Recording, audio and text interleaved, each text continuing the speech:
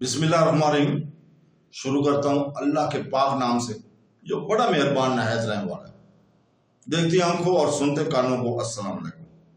بہنوں بھائیوں، دوستوں اور بزرگوں، آج کی ہم اس اسلامی معلوماتی ویڈیو میں ہم الامین کی سونے یاد کو پیش کریں جو ایک بااثر اسلامی جنگجو رہنما ہیں جن کی کمیونٹی اور عسکری حکمت عملیوں میں ان کی شراکتیں قابل ذکر ہیں۔ بیانیے میں اس کے ابتدائی سالوں اہم لڑائیوں اور ان اقتدار کا احاطہ کرے گا جنہوں نے اس کے قائدانہ انداز کی تعریف کی تھی۔ اس تحقیق کا مقصد اسلامی تاریخ پر الامین کے اثرات اور اس کے پائیدار میراث کو اجاگر کرنا ہے۔ اس غیر معمولی شخصیت کے بارے میں جاننے کے لیے مکمل ویڈیو کو دیکھیں۔ تو دوستو، بہنوں بھائیوں، ابو موسیٰ محمد بن ہارون الامین جو اپنے لقب الامین کے نام سے مشہور ہے، 809 سے 813 تک چھٹے عرب عباسی خلیفہ تھے۔ الامین نے 809 میں اپنے والد ہارون رشید کا جانشین بنایا اور اس وقت تک حکومت کی جب تک وہ اپنے سوتیلے بھائی المامون کے ہاتھوں خانہ جنگی کے دوران 813 میں معذور ہو کر مارے نہ گئے۔ محمد مستقبل کے الامین اپریل 787 میں عباسی خلیفہ ہارون رشید اور زبیدہ کے ہاں پیدا ہوئے تھے۔ وہ خود دوسرے عباسی خلیفہ المنصور سے تعلق رکھتے تھے۔ محمد کا ایک بڑا ستیلا بھائی عبداللہ مستقبل کا مامون تھا جو ستمبر 786 میں پیدا ہوا تھا۔ تاہم عبداللہ کے والدہ ایک فارسی لونڈی تھی اور اس کے خالص عباسی نسب نے محمد کو اپنے ستیلے بھائی پر بزرگی دی۔ درحقیقت وہ عباسی خلیفہ تھے جنہوں نے اس طرح کی نسل کا دعویٰ کیا۔ پہلے 792 میں ہارون نے الامین کو سکہ کے نام سے بیعت کروائی تھی جس سے مؤثر طریقے سے ان کا اصل وارث تھا، جبکہ عبداللہ کا دوسرا وارث نامزد نہیں کیا گیا تھا۔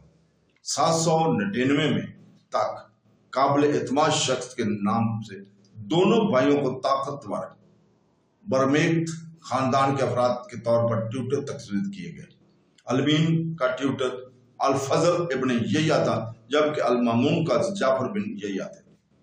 ان انتظامات کی تصدیق 802 میں ہوئی اور اس کا عوامی طور پر اعلان کیا گیا جب ہارون اور عباسی حکومت کے طاقتور ترین عہدیداروں نے محکمہ کی زیارت کی۔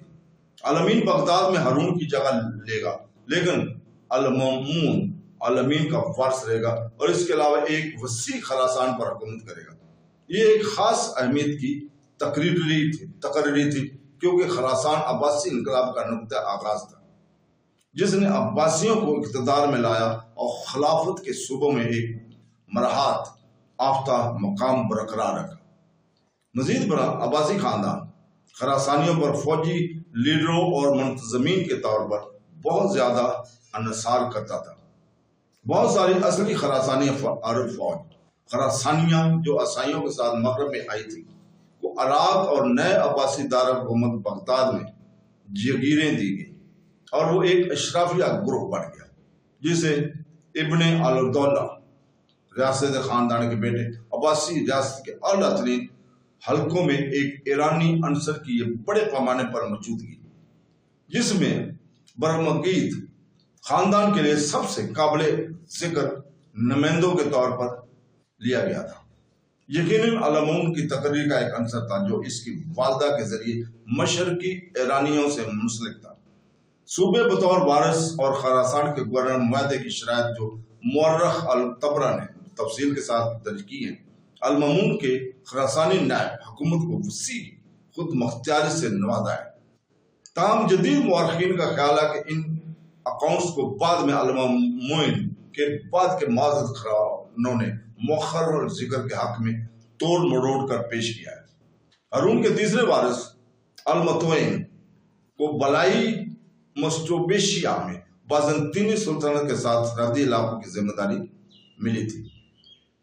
یہ ایک پیچیدہ انتظامات جن پر باہمی عدالتی اور مذہبی قسموں کی مہر لگی ہوئی ہے واضح طور پر ظاہر کرتی ہے کہ ہارون الامین اور المامون کے درمیان کردار اور مفادات دونوں میں گہرے اختلافات کے پیش نظر ان کے نزاکت سے آگاہ تھے۔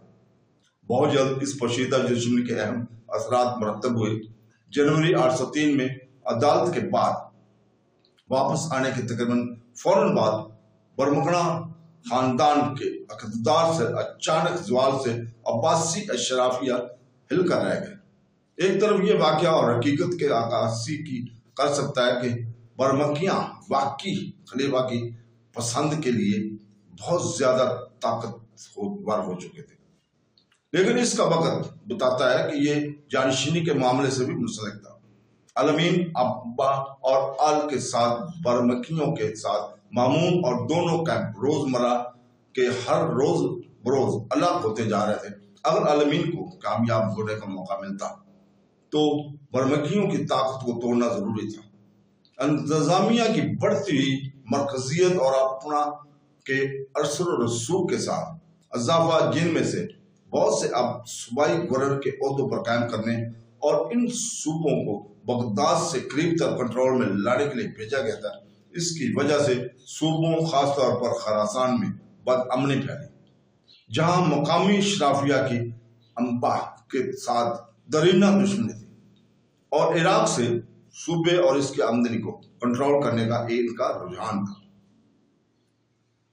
ابڑا کے ایک ممتاز رکن علی ابن عباسی عیسیٰ ابن مہان کی طرف سے عائد کردہ سخت ٹیکس کی رفیع ابن لیس کے متحد ایک بغاوت کو جنم دیا، جس نے بالآخر ہارون کو خود المامون اور طاقتور حجاج کے ہمراہ مجبور کر دیا، اور وزیر اعلیٰ الفضل ابن ربیع نے 808 میں صوبے کا سفر کیا۔